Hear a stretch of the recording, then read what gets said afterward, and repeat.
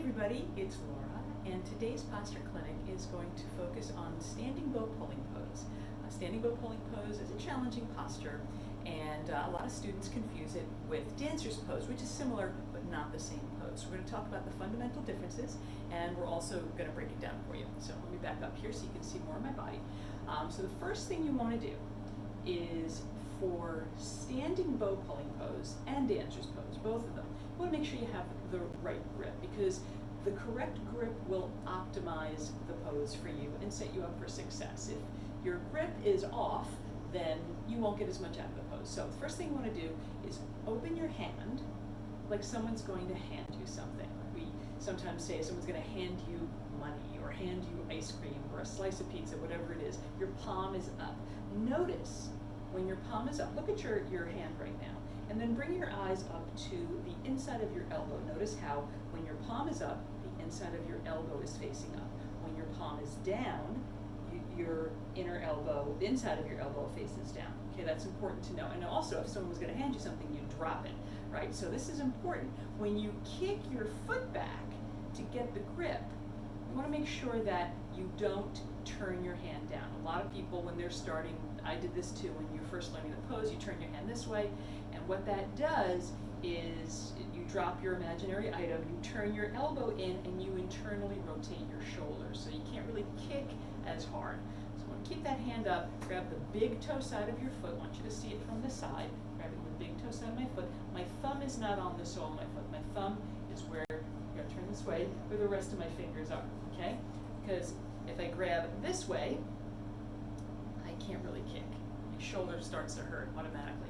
Now, if, however, you have trouble grabbing like this, some people don't have the flexibility, you can always modify or customize by grabbing the pinky toe side of your foot. So what you do is you turn your palm up, and then you turn it just halfway, not all the way down, but just halfway, and grab the pinky toe side of your foot. So those are your two options. So we're going to do the standard grab. Grab big toe side of my foot, palm up, eye of my elbow up, externally rotating my shoulder, keep my knees together, stand nice and tall. Then the next thing I want to do is raise my opposite arm nice and high. Think of this arm like the sail of a ship. You want to keep it up, not drop it down. Yet, we will be dropping it toward the end of the pose, but for now we want to keep it up so we can catch the wind, just like a sailboat. So reach up nice and high, bicep by your ear, keep it there, and draw your knees together. Start to kick now, but try to stay upright at the same time. So when you kick, stay standing straight up. Kick rather than hinge forward as soon as you kick, okay? If you have trouble staying stable on one leg, what you can do is press into your big toe and your pinky toe at the same time. Let's try that. So press into your big toe, pinky toe. Now your leg is nice and strong and rooted. Keep your knees together.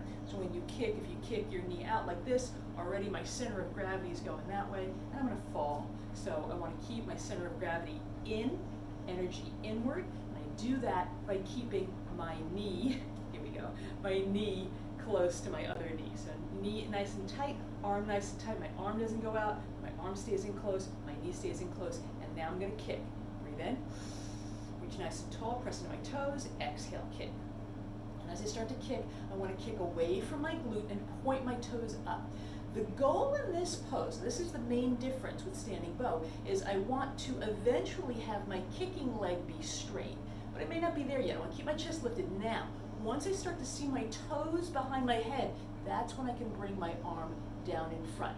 And the other goal of this pose is at the full expression, you want this arm parallel to the floor. So you want this arm, the extended arm is going to end up being like this. Yeah. Now, that's the pose. A lot of people, most people don't get their kicking legs straight all the way. That's okay. But in dancer's pose, you want to keep that teardrop shape.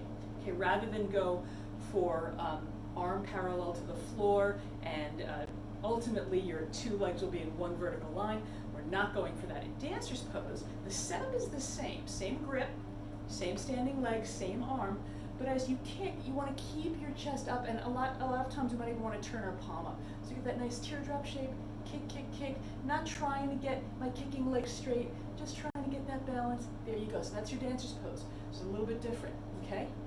just to know the distinction. So let's try on the other side now. Open your palm, palm is up, eye of your elbows up, kick back, get your grip.